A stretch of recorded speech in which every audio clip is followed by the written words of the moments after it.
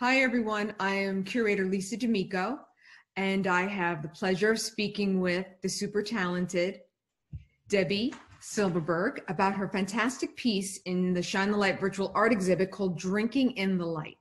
Hi, Debbie. Hi, it's a pleasure to be here. Oh, it's so exciting to talk to you. And your interview is going to be different than everyone else's because I was going through the comments that people had written about your piece, and one person who's also an artist in the exhibit wrote, her name is Julia Rubens, and she wrote, "This is an inspired piece." And that really, I think that summarizes everybody's feelings about this, because the title and then the visual, then seeing the work, as a viewer, as a curator, as a fellow artist, I find it inspiring. I find it inspiring in almost a spiritual way. So tell everybody about your inspiration, because they need to know more about this piece. Sure. I had a favorite wine glass and I carried it from apartment to apartment. I had this glass for years. I loved the fact that it was turquoise with polka dots and purple and just lots and lots of fun.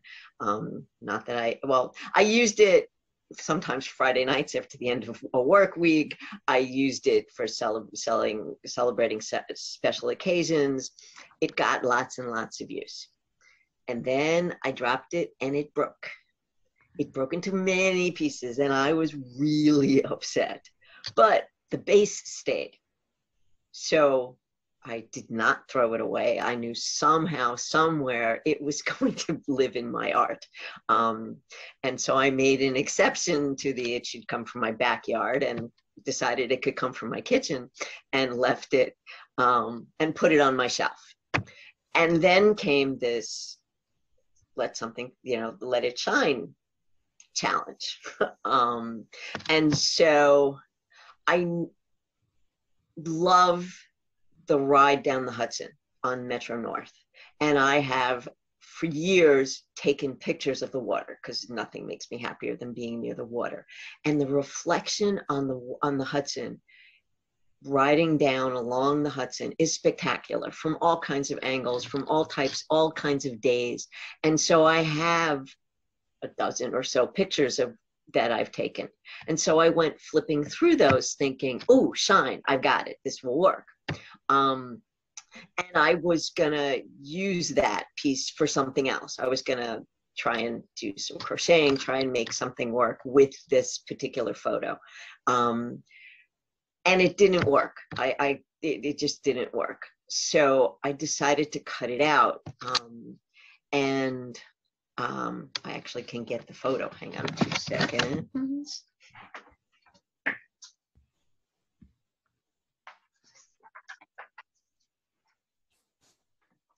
Debbie, your art studio, just the walls are... The walls are far more wonderful than the floor and all the the stuff around it. Yes, it's a wonderful space. It makes me very happy, but I would like to double it in size, frankly.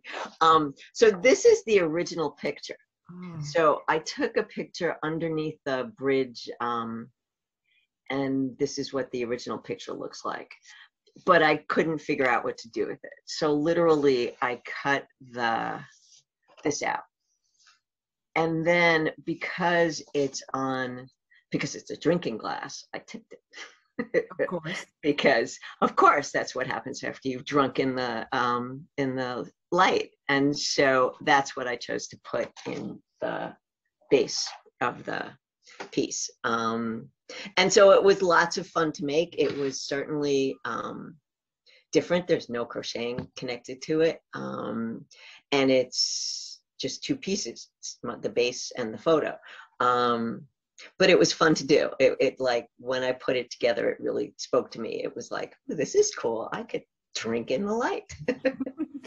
Debbie, tell everyone your background as an artist and your your website, My Backyard Artifacts, so the people understand how you work? So, in addition to being an artist, I work with blind and visually impaired people. And so I've spent lots of years taking things visual and making them tactual. And so having a relationship with different objects is just who I am after all these years. So I live in a 100-year-old house. And when we bought it, there was pieces of glass in the backyard. And over the years, there have been pottery and car parts and glass bottles and pieces of glass. And was there a TV set or part of a TV set? I have, yes, I have I found the screen for a TV set and the filter. That's probably the biggest piece that was whole that I've ever found. And I'm working towards making something with that. Not quite there yet, but it's in my head. So I have, so I've collected pieces. I started collecting pieces and saying, "Ooh, doesn't this look like?" and "Ooh, doesn't that look like?" And I had one experience where I tried to draw an ice cream sundae because it's all about the food. And I spent months trying to draw this glass. And I couldn't do it, but I had a dream. And in the dream, it was like, wait a minute, your grandmother taught you how to sew. You can crochet, you can sew. So maybe you can sew this ice cream sundae rather than draw it. And so I did. And from there, more over the years, more dreams have come, and more, solving the problems in dreams is something I'm pretty good at. And so I have tons of stuff. And sometimes I'll pick something up and go, this is it. And this is going to be a blank. And other times I need the tiniest piece of glass that's going to fit into this thing exactly the way it is. And I can comb my backyard for a long time before I find it. So I combine needlework and things in my backyard. And that's how I make my backyard artifacts. I strongly recommend to everyone listening that they visit Debbie's website, which is mybackyardartifacts.com, and also check out her social media so that, and I'll put that in those links in the post when I post this video.